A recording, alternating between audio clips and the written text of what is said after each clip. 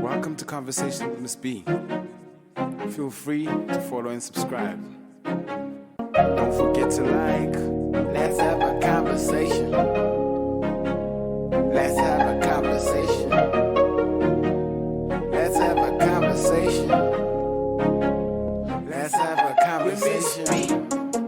Hey, let's have a conversation. Hey, let's have a conversation.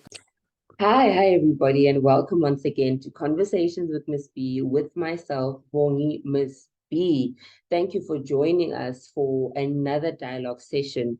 We are a nonprofit organization that is passionate about making change. I believe that if each and every one of us do something in society, definitely there will be a change. And so we believe in conversations, we believe in dialogue, we believe that there's power in a story, because there's nothing as comforting as knowing that you are not alone. When you're going through a challenge or a difficulty, there is someone who will be there to say, you know what, I've gone through this, let me hold your hand, or at least you can relate to that person. And that's really why we have these conversations on a weekly basis. January was really manifestation month, where we were unpacking tools and ways that you can use the resources that we have spoken about to better assist you to have a 2023 that you really are wishing for, praying for, planning for. And last week we were talking about coaching. The week before it was vision boarding. The week before gratitude. And this week, rounding up this month of January, we are talking about the superconscious mind. And for a lot of people, this is a very new topic, perhaps even a new term that you've never heard before. So of course, we want to you give that knowledge to say, what is it and how can we better use it in our life? So this is really, really, for me, a very, very amazing topic, something that I am still learning, but the little that I know has definitely made a difference.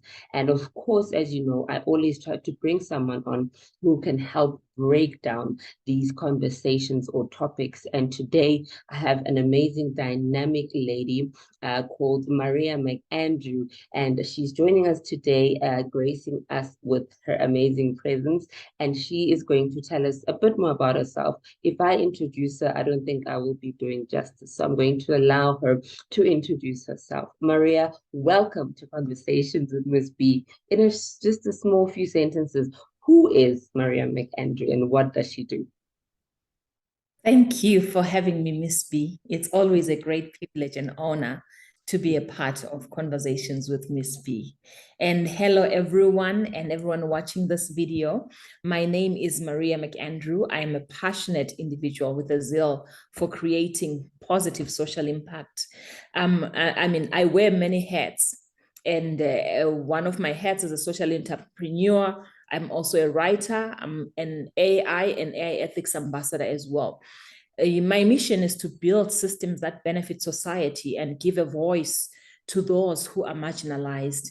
I strive, Bongi, to empower others, including myself, to tap into our innate geniuses and make the world a better place. As a vessel of the divine, I call myself a vessel of the divine, and so is everybody else, by the way. I believe that we all have a unique role to play in bringing forth change and creating a better world. You said it so beautifully at the beginning of your talk. And one of my commitments is to use my skills and abilities to make a difference and inspire others, hopefully, to do the same. Wow, that's so powerful. Thank you for that introduction, and thank you so much for also coming through. I mean, you are also a life coach in your own regard. You're also a speaker and a writer, so many things. So I want us to delve right into this topic of the superconscious mind, and really break it down so that people understand. But in a nutshell, I know there are certain elements that make up a human being, and the superconscious is one of them. Can you maybe give us those elements and then delve into maybe what exactly is the superconscious mind? Yeah, absolutely, Miss B. And if you allow me, I'll start with a very short story that led me to the discovery of this term that is coined the superconscious mind. And even before I dive into it, I'm reminded of a scripture that says, seek ye first the kingdom of God and its righteousness, and all these things will be added to you.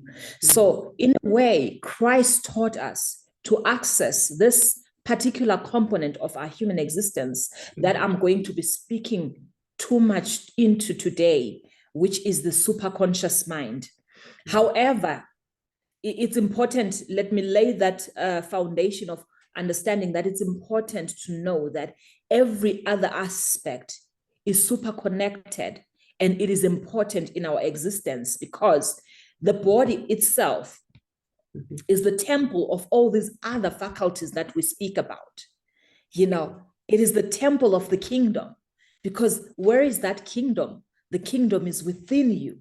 And so how do you tap into that kingdom? How do you tap into that space that is undefiled, that is all-knowing, that contains your template, that contains the very reason for your existence, the very reason for why you are here on earth? You spoke about manifestation, gratitude, vision boarding, coaching, all those things that are important. But how do you know what you are supposed to be doing? Where is that template held? Why are you here? And so that's where we start from, Miss B, because that is the foundation of all things. When you find the kingdom, when you connect with your superconscious mind, which I will show you very briefly, and how all these things come together, then it becomes easier to plan your year from a connected place. It becomes easier to vision board, because when you are vision boarding, I will show you, when you are vision boarding right now and you're not connected, where are you vision boarding from? Where is that vision coming from? Is it even your vision? Or is it the vision of your friends and your neighbor, or expectations from society? Is it the vision of envy because somebody else has something that you've always wanted to have? So your vision board is full of envying. Oh, she got a new car. I want a car like that. Oh, yes. And she got a degree. Because this is the story I'm going to tell you. This is how I discovered the superconscious mind. And stop me when I'm rambling too much and you have a question. No problem. Continue. Because this is a topic very dear to my heart. Yeah. So this is what happened to me, Bongi. I grew up very driven. You know, I felt like I had drive in me. I grew up in very difficult circumstances, being raised by a single mom. And one of the things that I learned was I had to work hard. I had to study hard. I had to be better than everybody. I had to excel. And so I grew up with that push and that drive of what society had laid down for me. What success meant for me was based on the eyes of society. And so if society said you need to excel in school, you need to pass, graduate, get married, that's what I wanted to do, because then that was my measure of success. Then when you grow up, you know, when you get to your 20s, now you need to have a car, you get to your 30s, you need to have a home, and all those things. It was my measure of, you need to be married, and that marriage needs to be happy. You need to be showing pictures and showing everybody that you've got a happy marriage. And not only that, and then you need to feel like you're contributing to society. You need to do some projects. I did that too, took care of orphans. I volunteered. I spent my time in ministry. You know, all those things. For me, that was seeking the kingdom. Doing this activity was defined as seeking the kingdom. But then something happened that I never expected, because so is life. Things we do, things we plan our own ways, and then life takes a turn that we're never taught how to handle. When my husband died, I didn't have a template on what do I do now. I didn't have a standard that society expected me to behave like. I didn't have a pattern that I knew that, okay, this is the formula. When I went deep into grief, I didn't have that formula. How do I come out of grief? I tried to peruse everything that I'd been taught, every word, every scripture, every lesson, every intelligent thing, every intelligent way of analyzing a situation. I tried to use it, but there was nothing. There was nothing. I found myself wallowing in grief. And, you know, the biggest blow was even those, then you start realizing even the expectations that people have on you when you have lost a husband was something that was not in my template. Was not there. How do you expect me to behave this way? I just faced this thing. And all of a sudden, even my behavior was being judged and scrutinized based on other people's templates, because that's how I was supposed to behave. How long should I date before my husband died? How I should be seen dressed, how I should speak, who I should speak to and who I should not speak to. All these templates were coming from the left, right, east, west, and it was all confusing. And I didn't have a formula. When I lost my home, that I had worked so many years to keep a comfortable life, have the nice cars and nice home, I didn't have a formula. How do I get out of it? When my business was struggling and people were giving me problems left, right, and center, and I didn't know what to do. Trying to run a business, running on a broken leg. Here you are in pain. Here you have to act normal every day, and you cry at night. You don't sleep. I didn't know how to get out of it, Bongi. And I remember one night when everything had fallen, I realized that nobody has a pattern for me. Nobody even understands what I'm going through. And the more I keep on listening to everybody, the more I get confused, because it's not making sense. None of it is making sense. And none of what is in my own brain, what I've been taught, is making sense at this point in time. And I remember closing myself in my shop right there in Centurion. When everybody had left, I closed the doors and I decided I'm going to sleep in the shop. And I just sat there. I didn't know, my body gave in. My body was tired. I didn't know what to do. My mind, my heart was tired. My spirit, everything was just tired. I didn't have a solution for anything. And I closed the doors, Bongi. I played the song. And I still remember very well that evening. Because when that's how dark everything was. I couldn't see a way out of my situation, out of my grief, out of my pain. It was just dark all around me.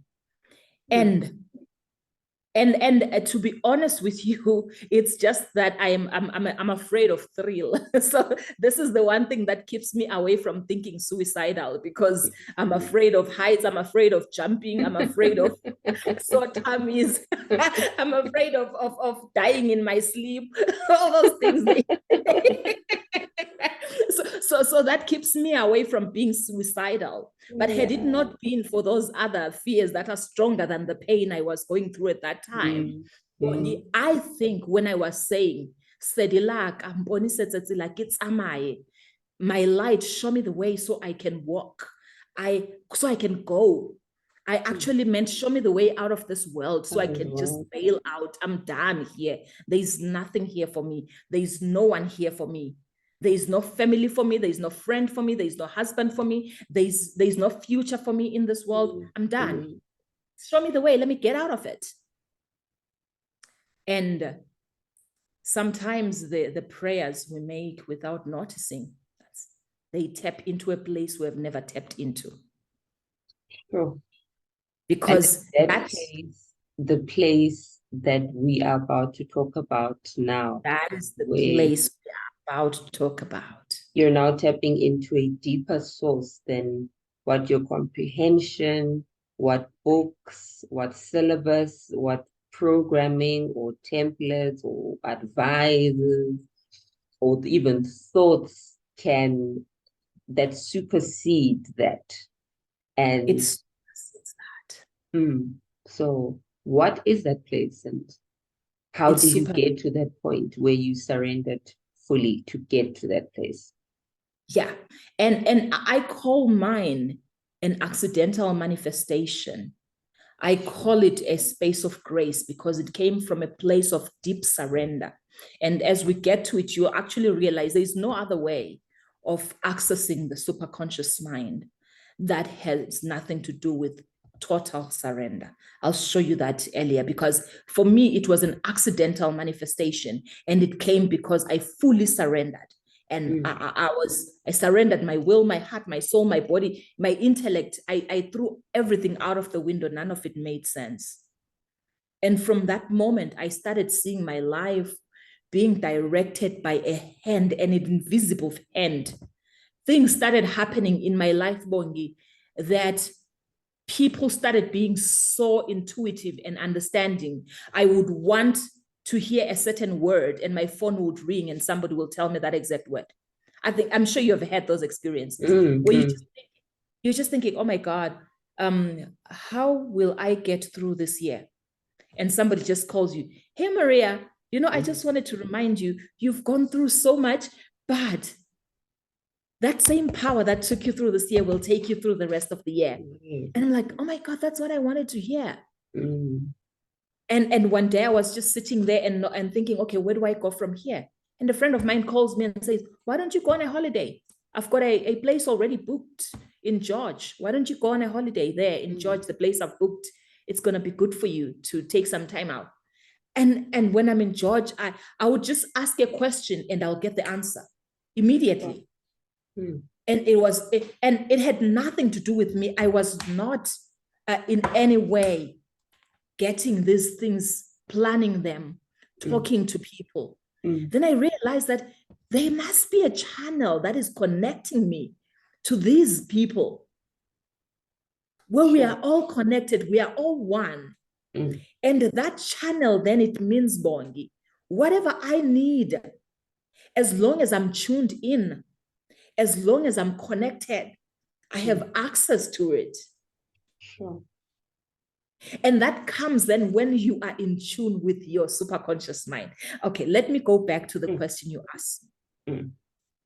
Those 5 levels or 5 parts of the human existence that I detail in my book, The Power Within, we start from the human body, because I will tell you the importance, I'll tell you the limitations, and I'll tell you how to maximize it. Starting from the human body, because we can't ignore it. The human body gives us permission to exist here on the physical world. So it's not just clay that we say sand to sand, clay to clay, that will just dissolve. It's not. It's a creation that houses that power of God, the power that has been created within us. It is the temple of the living God. And when the time comes for it to go, it still joins the earth and nature and creation, and it's still part of the entire energy that makes up all of us. So when you start seeing it differently, you start realizing its importance, and that my spirit, even the superconscious mind, doesn't have a permission to exist here without this physical body. Any other intelligence has no space here without a physical body. But now here's the problem. Here's the limitations of the physical body. Most of the time, we have been taught to live and walk from the physical. Everything that we're talking about earlier, it's the things you see in the physical. That society says is success, is what you see. How does she look outside? How does she dress? What car does she drive? And all tying it in with the ego. How do you see the other person? How do you judge the other person? Who do you prefer? We are all looking at outside, and it's got problems, huge problems. We have big problems right now because of the limited view of the physical. We see people as a physical body. What color is her skin? Where does she come from? Is she male? Is she female? Is she something else? Is she, we judge based on physical appearances. And that on its own is a limitation. That's the first limitation. And it stops us from seeing beyond the power of this body and what it carries. And then number 2, the other big limitation is living as if everything depends on the body. So for you to work, you have to use your physical strength. And we saw that with the Industrial Revolution, everybody who was strong and powerful and depending on the body, all of a sudden they lost their jobs because machines came and took over. All of a sudden, the men who could lift the biggest logs, they lost it. And I'm sure some people went into depression. I'm sure some people didn't know how to survive because they were dependent on the physical strength. Now we move from the physical body, which is important, has its limitations. We go to the mind, which our intellect or the conscious mind, which is different from the superconscious mind in that it reasons. Right now, we use the conscious mind to reason. I'm thinking, I'm looking at you, I'm absorbing. Powerful feature, by the way. But again, its limitations. If I walk by the mind can be controlled by stimulation from outside. So how I react to you is based on how I'm feeling, based on outward stimuli, or some inward stimuli as well, hormones as well, how I'm being stimulated by everything that's going on within my body right now determines how I react. Or what I know is what I read in the books, what I learned, what I saw somewhere else. This is the era we are learning to come out of right now, where we depended too much on the mind. And we thought we need to reason things, we need to think about things, analyze, do calculations. Now we've got machine learning, artificial intelligence, algorithms that can calculate much, much faster than a human being. What happens to the people that relied only on their mind? What happened to the people that put their whole existence on their mind, on their brain, on their intelligence? And we move up to another layer, which was not very much understood, but a lot of people understand it now, which is the subconscious mind. And the subconscious mind being that bigger mind that is below the surface that nobody sees. We don't see it. But sometimes we don't even know how to access it. We don't know what is in there. And yet, that's another very important aspect of our being. And I'm not going to go into this because I know a whole lot of people have touched into this and they understand what this is all about, what the subconscious mind is all about.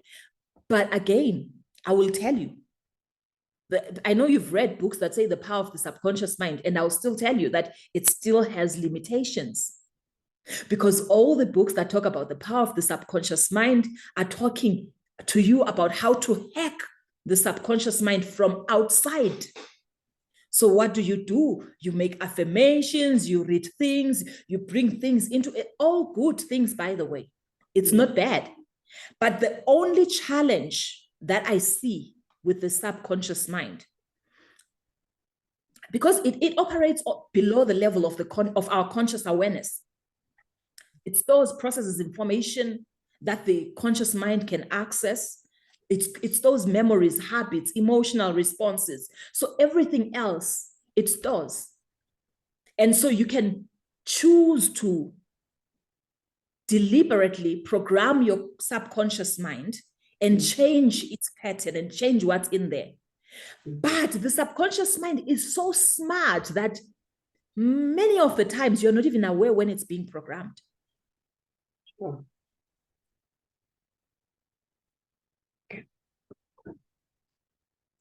So what I was saying, Bong, in brief, is that the conscious mind is the part of the mind that is aware and is in control, right?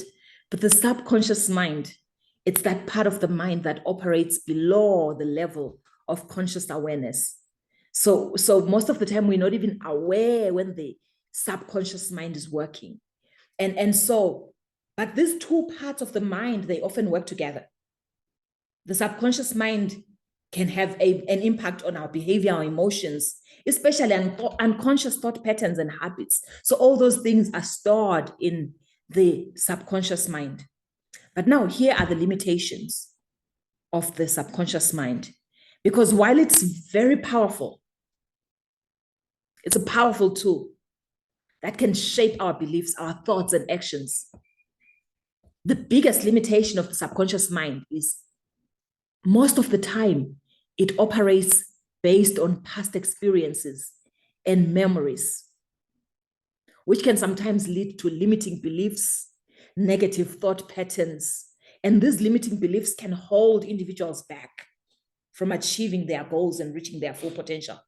So you find everything else that you were brought up to learn as you were growing up, your subconscious mind was taking notes and creating these templates of how to behave. Everything your mind believed as truth was then stored in your subconscious mind as a truth. So going back and reprogramming the subconscious mind, this is where all the work with the coaches and the other spiritual leaders and the self-help books try to get us to, which is all powerful, by the way. So I'm not discounting any of that. I'm saying it's all beautifully.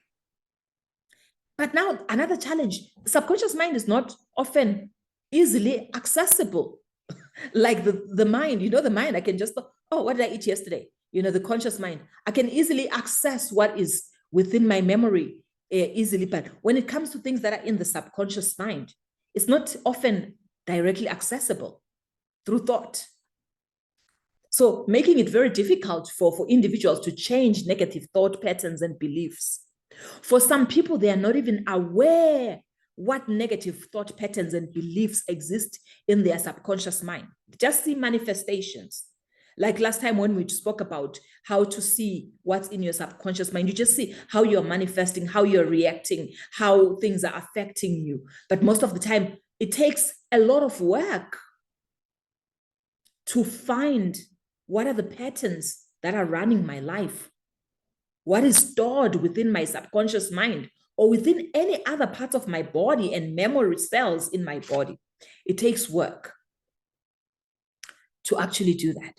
So now I move into the fourth layer of existence, which before you get to the fourth layer, Miriam, I just wanted to just backtrack a bit and give a bit of a background to say you have essentially explained the outer, which is the body, the role of the body, the advantages of the body, as well as the limitations of the body.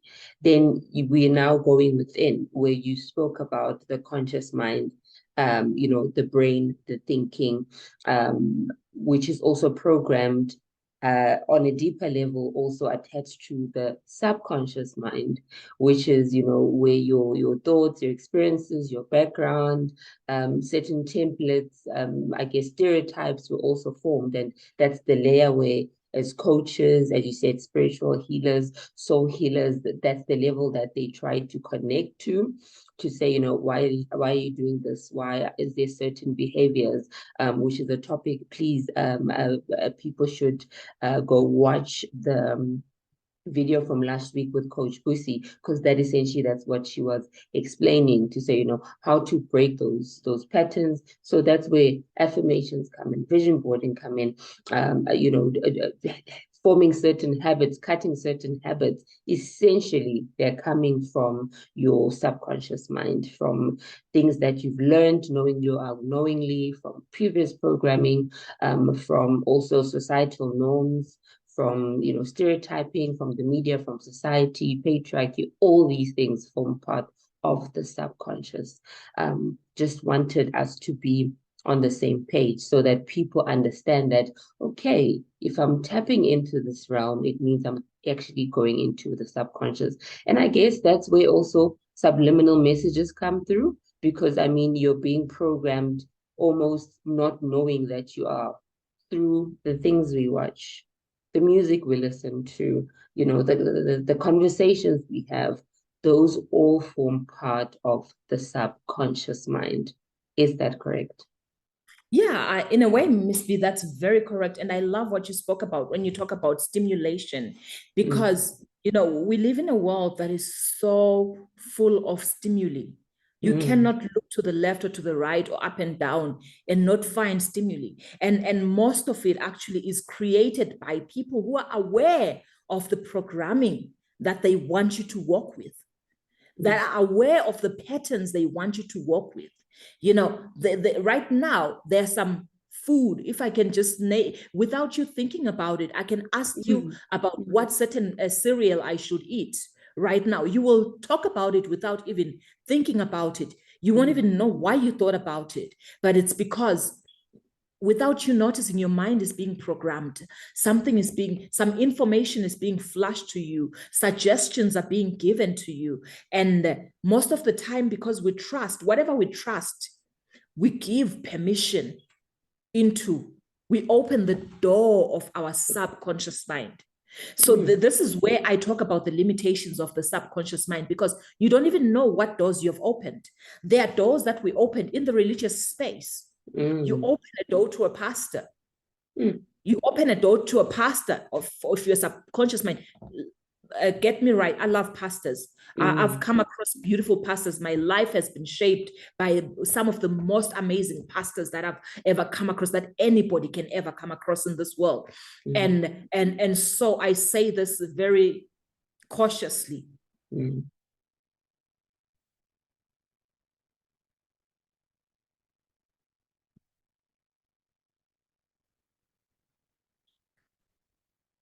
I think we're frozen a bit. Yes. It's not all of them. It's not all of them that do this. So I say this very cautiously, that when we are very trusting, we open the door to our subconscious mind.